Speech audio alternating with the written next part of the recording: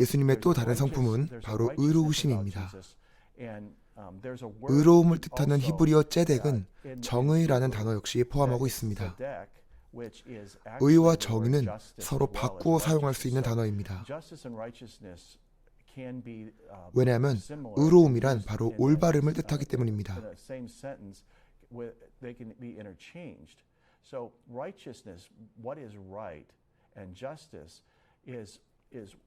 시편 89편은 하나님의 보좌에 대해 설명하고 있는데 그분의 보좌에는 기초가 있다고 기록하고 있습니다.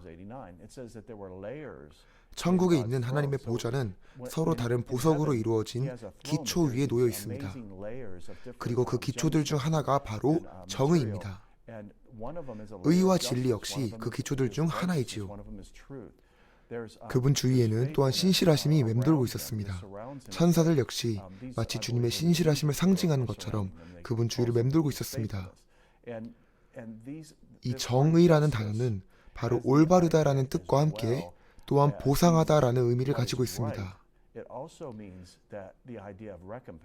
예수님께서는 그저 맘대로 여러분의 원수를 부수시고 멸망시키시는 분이 아니십니다. 그분은 보상하시는 분, 다른 말로 하자면 되갚아 주시는 분이십니다. 예수님의 성품을 하나하나 보면 그분께서는 무엇보다 당신 자신에게 관심이 있으신 것을 알 수 있습니다.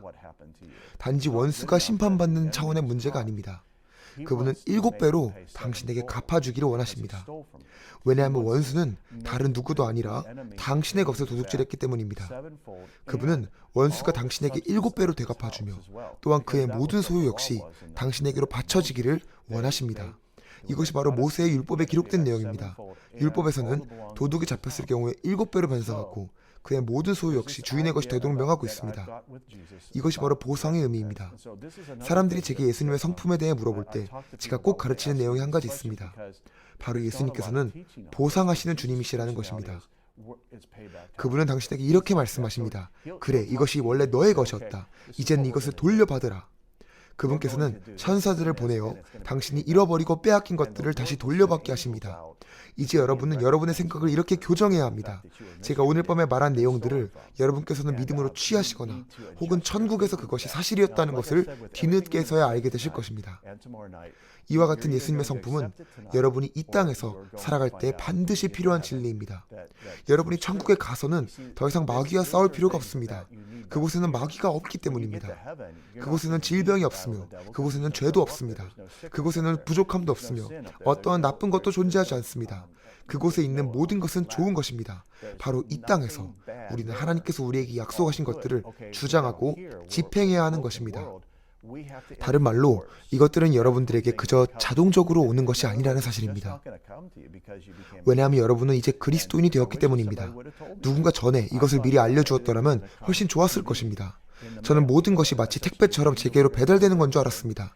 제가 아무것도 하지 않아도 천사가 그것들을 배달해서 제 앞으로 그저 가져다 줄 줄 알았습니다. 그러나 머지않아 저는 깨닫게 되었습니다. 스스로 헤엄치지 않으면, 스스로 노를 젓지 않으면 저는 이 세상에서 점점 가라앉고 만다라는 것을 알게 된 것입니다. 우리는 언제나 그분의 언약을 능동적으로 주장하고 집행해야 합니다. 그분의 언약을 마귀의 귀에 대고 선포해야 하는 것입니다. 사탄은 마치 발버둥 치는 짐승과 같습니다. 여러분은 그를 밟고 꾸짖고 강제해야 합니다. 그는 순종하지 않고 발악하는 짐승과 같습니다. 그는 오롯이 여러분을 낭떠러지로 밀어뜨려 버리려고 합니다.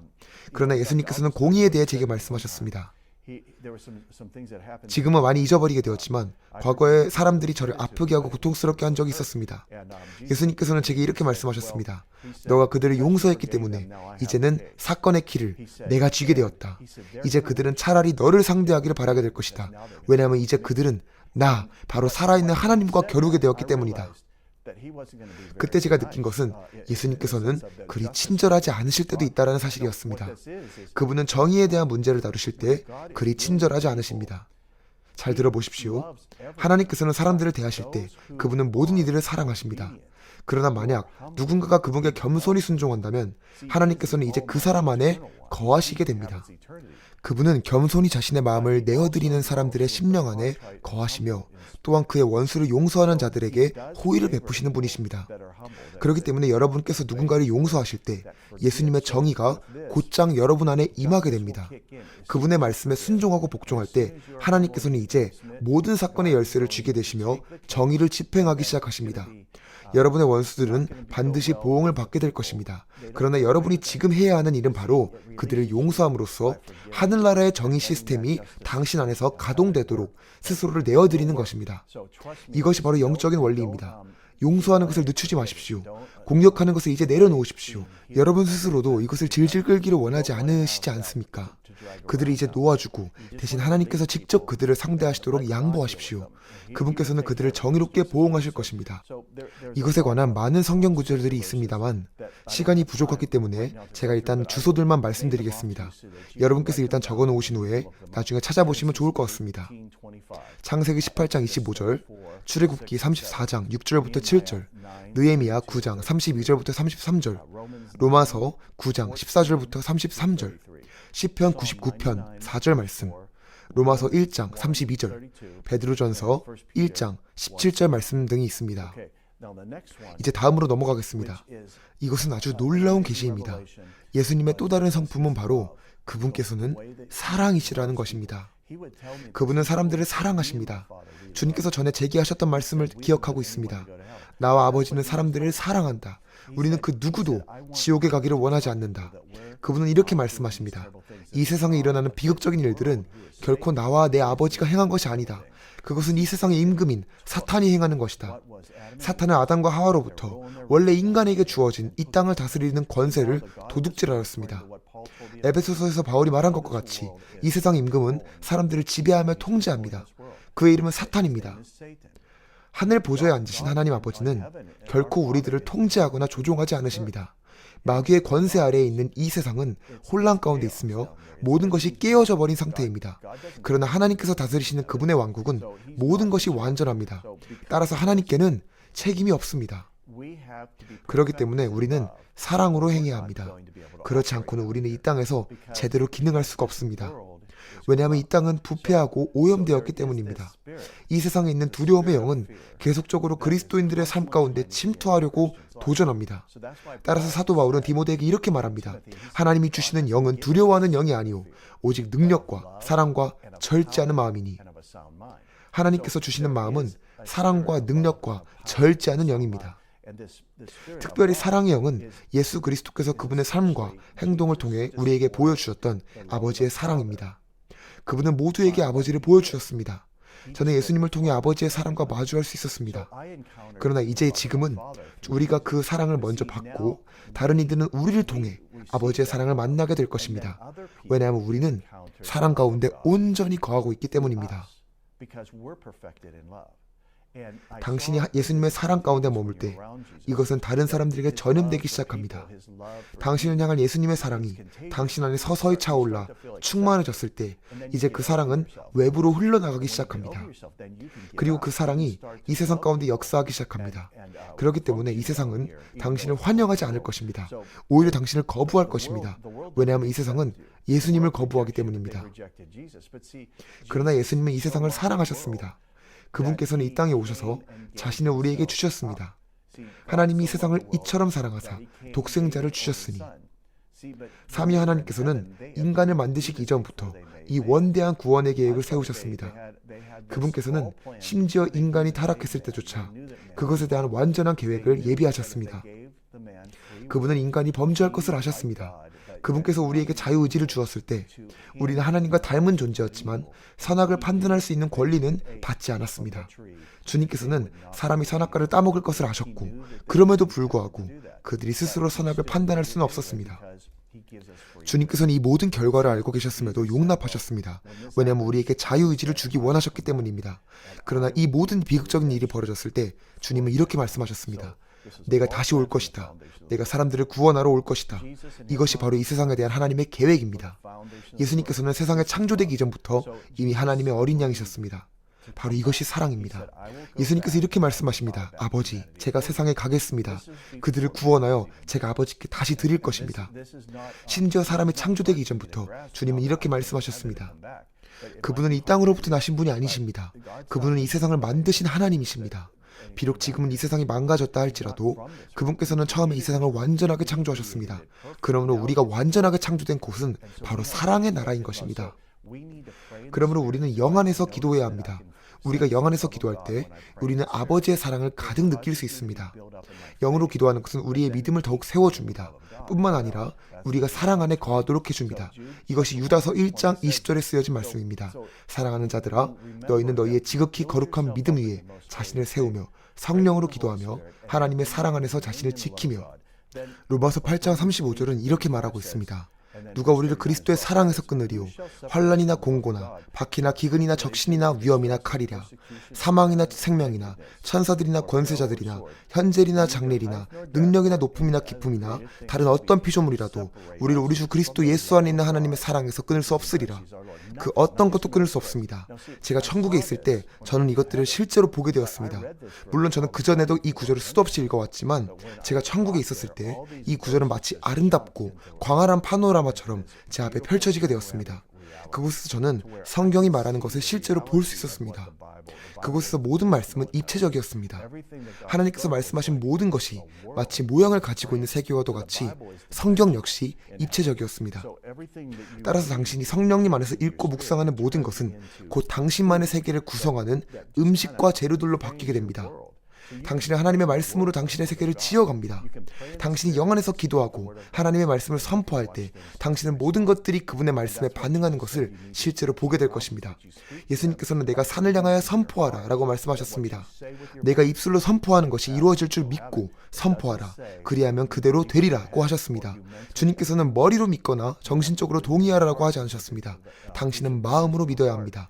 마음이 바로 모든 것의 근본이기 때문입니다. 사랑은 물리적인 것이 아닙니다. 사랑은 감정적인 것도 아닙니다. 사랑은 영원하고 강력한 하나님의 본질입니다. 만일 당신이 사랑을 만났다면 당신은 하나님을 뵌 것입니다. 하나님이 곧 사랑이십니다. 사랑과 하나님 사이에는 그 어떤 차이점도 없습니다. 그러므로 사랑의 본질은 바로 하나님이십니다. 제가 이 밖에 더 어떻게 사랑에 대해 설명해야 될지 잘 모르겠습니다. 왜냐하면 사랑은 이 땅의 언어로 표현하기에는 한계가 명확하기 때문입니다. 그러나 제가 천국에 있었을 때 제가 느낀 사랑은 바로 사람 속에 들어가 그를 변화시키는 하나님의 가장 깊은 본질이었습니다. 바로 그 사랑으로 인해 당신은 하나님의 사랑을 마음속에 갖게 되었습니다. 당신은 이 세상에서도 여전히 그분의 사랑을 지니고 있습니다. 당신은 이제 단지 그 사랑에 순복하면 되는 것입니다. 바로 이것이 또한 그리스도 안에서의 용납됨을 설명하고 있습니다. 당신은 사랑받는 존재입니다. 그 말은 바로 하나님께서 당신을 용납하셨다는 뜻입니다.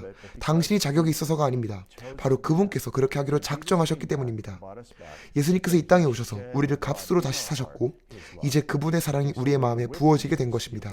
따라서 당신이 그분의 사랑 안에 거할 때 당신은 완벽한 일체감을 느끼게 됩니다. 왜냐하면 당신 안에 있는 사랑이 바로 그분으로부터 나온 것이기 때문입니다. 그분께서 말씀하신 것과 같이 당신은 그분과 공통점을 느끼게 될 것입니다. 그분과 함께 있을 때 당신은 스스로를 완전히 초월해버릴 것입니다. 왜냐하면 당신은 비로소 당신의 속사람을 하나님께서 완전하게 하셨다는 것을 깨달을 것이기 때문입니다. 그러므로 거듭날 때 당신은 완전히 새로운 피조물이 됩니다. 이전 것은 전부 지나갔으며 모든 것이 새로운 것이 되었습니다. 이제 당신은 새로운 피조물이며 새로운 종류의 존재입니다. 기억하십시오. 하나님께서는 당신에게 자비로운 분이십니다. 예수님께서는 은혜로우신 분이십니다. 그분은 은혜와 자비로 충만하십니다. 그분의 자비하심이 우리를 이 땅에서 승리자로 세우십니다. 주님께서는 당신을 향해 자비를 베푸십니다. 당신이 하나님의 말씀을 들을 때 당신은 전에 한 번도 이르지 못했던 곳에 다다르게 됩니다. 바로 이것이 하나님의 은혜입니다. 하나님의 은혜와 자비가 당신의 삶에서 모든 것을 행하십니다. 당신이 그분을 기쁘시게 하는 것과는 아무런 관련이 없습니다. 바로 하나님께서 당신을 높이 세우시겠다고 정하셨기 때문입니다. 그분께서 당신을 풍성한 유업 가운데 세우신 것입니다. 마치 예수님께서 그렇게 하신 것처럼 말입니다. 당신은 예수님과 동일한 유업을 누립니다. 당신은 예수님과 공동상속자입니다. 당신은 법적 권리를 가지고 있습니다. 예수님께서 가지신 모든 것이 바로 당신의 것입니다. 이것은 완전한 진리입니다. 당신이 천국에 가본다면 이를 더욱 명확하게 알 수 있을 것입니다. 성도들과 함께 누리는 당신의 모든 유업은 바로 예수님께서 값을 주고 사신 것입니다. 예수님께서 당신을 위해 그렇게 하셨습니다. 우리는 그분과 공동상속자입니다. 그분의 것이 바로 우리의 것입니다. 물론 종교적인 사람들은 당신을 싫어할 수 있습니다. 당신이 이러한 진리들을 말하기 시작할 때 종교 안에 갇혀있는 자들이 당신을 싫어하게 될 것입니다. 그러나 당신이 천국에 갔을 때는 이미 너무 늦습니다. 그것은 당신이 이 모든 진리를 알게 되었음에도 이 땅에서 그에 걸맞는 역할을 수행하지 않는 것입니다. 바로 제가 그랬었습니다. 제가 과거에 한번 그러했기 때문에 저는 이제 더 이상 망설이지 않습니다. 저는 메시지를 전달하도록 보내심을 받은 자같이 여러분들에게 이야기합니다. 제가 전하는 그 메시지는 바로 진리를 찾기 위해 천국에 가기까지 기다리지 말라는 것입니다. 진리는 바로 이 땅에 당신 앞에 있는 성경 안에 있습니다. 그리고 무엇보다 하나님의 성령께서 당신을 이 모든 진리와 유익함으로 이끌기를 소원하십니다. 베드로서 1장 말씀과 같이 당신을 하나님의 신성한 성품으로 참여하기 원하시는 것입니다. 이 말은 당신이 하나님과 닮는다는 의미입니다. 또한 당신이 세상적인 것들에 대해서는 No, 아니라고 말할 수 있다는 것입니다. 왜냐하면 당신은 은혜와 자비를 이미 충만하게 받았기 때문입니다. 그리고 당신이 그분께 용서나 도움을 요청할 때 그분은 이미 그렇게 하셨기 때문입니다. 그분의 또 다른 성품은 바로 능력과 권세입니다. 그분의 지위와 명령으로 인해 그분이 만일 우리와 함께 어딘가로 가시고자 손을 들어 올리신다면 오히려 목적지가 우리에게로 이끌려 온다는 사실입니다. 저는 우리가 움직이고 있다는 느낌조차도 받지 못했습니다. 그러나 우리는 순식간에 다른 지점으로 이동했습니다. 제가 전에 일하던 곳으로부터 제가 천국에 다녀온 사건을 경험했던 곳은 약 1시간 10분 정도의 비행거리였습니다. 그러나 그 먼 거리를 우리는 순식간에 이동했습니다.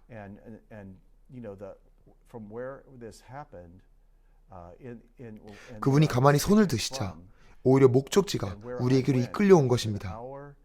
이러한 일들이 몇 번씩이나 반복되었습니다.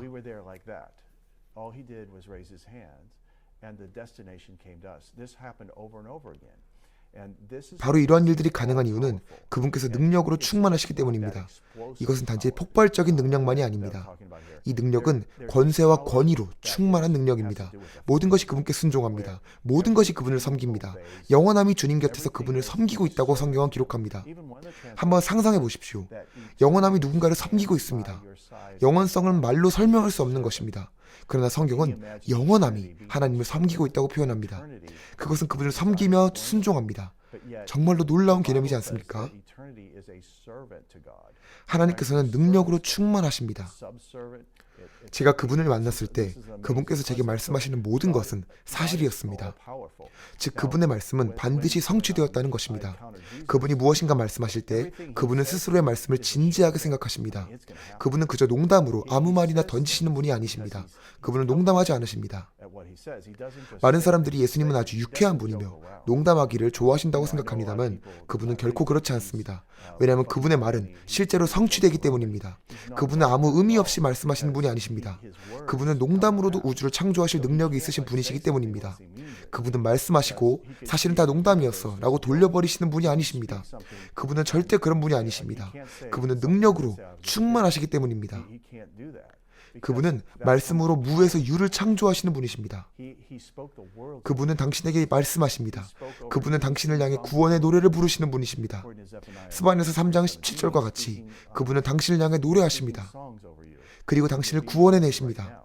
그분은 용사이십니다. 그분은 힘과 능력으로 충만하십니다. 우리는 그것을 전능하다라고 표현합니다. 전능하신 분, 능력으로 충만하시다는 것이 바로 예수님의 성품입니다. 그분은 능력으로 명령하시는 분이십니다. 예수님은 능력으로 충만하시기 때문에 그분의 임재는 온 지구와 우주를 덮습니다. 그분의 능력이 온 세계에 충만합니다. 그분은 당신께서 함께 앉아서 만지고 이야기할 수 있는 사람이셨습니다. 그러나 제가 천국에 갔을 때 본 것은 바로 그분께서 제게 나타나셨다가도 순식간에 사라지셨으며 수많은 장소들을 동시에 방문하고 계셨다는 사실입니다. 그분은 천사들보다 빠르셨습니다. 그분은 아주 빠르셨으며 동시에 여러 장소들을 방문하셨습니다. 그분과 함께라면은 저 역시 찰나의 순간에도 여러 가지 일들을 할 수 있었습니다. 그분은 언제라도 어느 곳에라도 무엇이라도 하실 수 있었습니다. 그것은 단 1초도 걸리지 않는 일이었습니다. 만일 당신이 1초라는 시간이 서서히 지나가는 것을 느낄 수 있다면은 당신은 1초 안에 수많은 일들을 할 수 있을 것입니다. 그리고 그러한 1초와 연속으로 하루 24시간, 1년 365일을 쭉 늘릴 수 있을 것입니다. 당신은 1초 안에도 수천 가지 일들을 해낼 수 있습니다. 왜냐하면 그분께서 1초를 그렇게 늘려서 확장하셨기 때문입니다.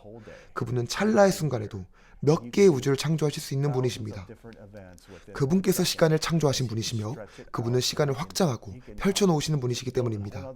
우리는 시간의 제약을 받기 때문에 이 사실을 완전히 이해할 수는 없습니다. 제가 이렇게 말하고 있는 동안에도 시간이 몇 초씩, 몇 분씩 일정하게 흘러가고 있습니다. 당신이 여행을 갔을 때에도 몇 마일, 몇 킬로미터씩 일정한 거리들이 지나갔을 것입니다. 당신이 물리적인 거리를 이동하게 된 것이지요. 그러나 하나님께서는 시간을 거꾸로 거슬러 올라가실 수도 있으신 분이십니다. 그분은 과거로 거슬러 올라가 당신이 작정하신 일들을 행하실 수도 있으십니다. 이것이 제가 천국에서 본 사실입니다.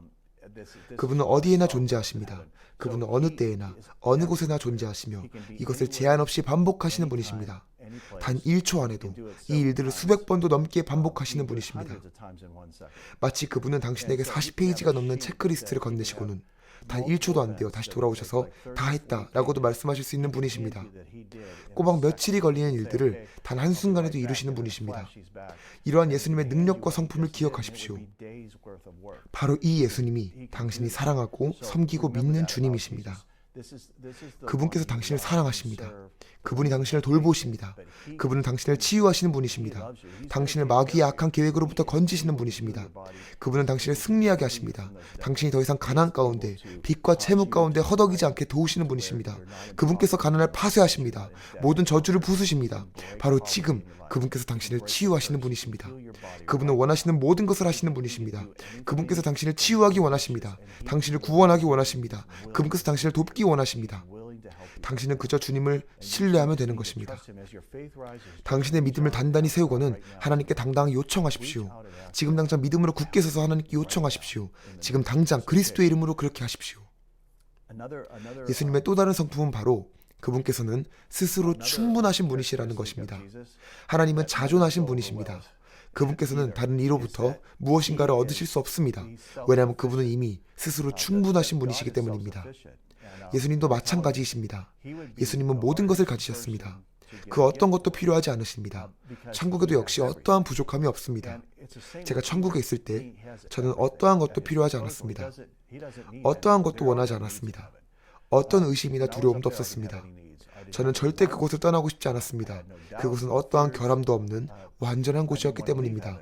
모든 것이 완전했고 저는 절대 이 땅으로 돌아오기 싶지 않았습니다. 제가 예수님을 만났을 때 그분은 아버지를 사랑했기 때문에, 그리고 당신의 사람들을 사랑했기 때문에 이 모든 일들을 행하셨다는 것을 알게 되었습니다. 그분은 이 땅에 무엇인가가 필요했기 때문에 오신 것이 아니었습니다. 그분이 제게 오셔서 말씀하셨을 때, 혹은 당신에게 방문하셔서 무엇인가를 명령하실 때, 그것은 바로 그분께서 아버지를 사랑하시고 또한 아버지를 영광스럽게 하기 원하셨기 때문입니다. 그러나 그분 스스로는 그 어떠한 것도 필요하지 않으십니다. 그분은 어떠한 것도 원하지 않으십니다. 그럼에도 불구하고 그분께서는 여전히 우리에게 물으십니다. 나를 위해 이러한 일들을 해주겠니? 그분은 당신에게 부탁하십니다. 당신이 그분을 도울 수 있는지 물어보십니다. 왜냐하면 그분은 아버지의 꿈을 성취하기 원하시기 때문입니다. 예수님께서 당신에게 무엇인가를 말씀하실 때, 당신을 선택하시고 부르실 때, 당신에게 그분의 뜻과 꿈을 보여주실 때, 당신에게 누군가를 도와주라고 말씀하실 때, 지금 하고 있는 일들을 중단하고 다른 방향으로 가라고 말씀하실 때, 만일 이 모든 것들이 어려워 보여도 이 한 가지 사실을 반드시 기억하십시오. 예수님이 이렇게 하시는 이유는 그분께서 당신보다 훨씬 많은 것을 알고 계시기 때문입니다.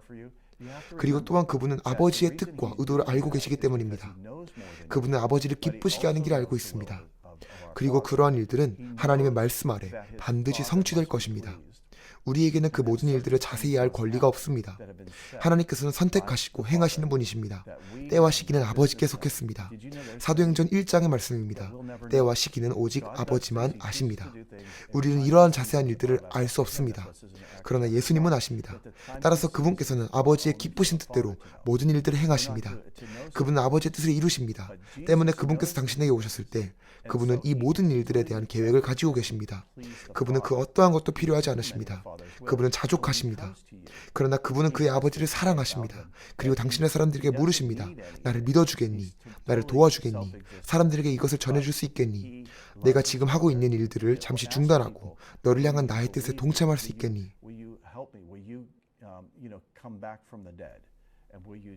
그분은 당신에게 무엇인가를 말씀하십니다. 왜냐하면 그분은 아버지를 기쁘시게 하기 때문입니다. 그분의 뜻은 아버지를 기쁘시게 하는 것입니다. 바로 이것이 제가 깨닫게 된 예수님의 한 가지 성품이었습니다.